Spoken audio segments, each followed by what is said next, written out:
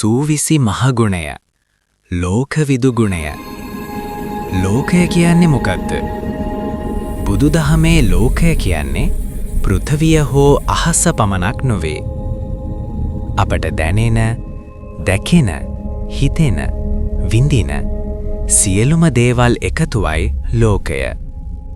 මිනිසුන්, සත්තු, දෙවියෝ සත්ව ලෝකයයි. ගල්, ගස්, පොළව, අහස අසත්ව ලෝකයයි. දේවල් වල ලක්ෂණ ගුණ ලෙස කියයි.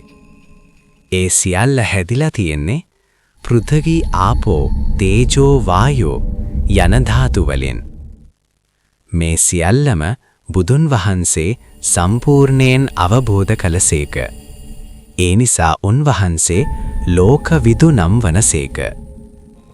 මෙය උපුටා ගැනීමකි පරම අතිපූජනීය රේරුකානේ චන්දවිම ස්වාමීන් වහන්සේගේ බෞද්ධයාගේ අත්පොත ග්‍රන්ථයෙන් හඬ කැවීම Google AI voice over දල සටහන ChatGPT ධර්ම දාණය Path to Nirvana TV මගින්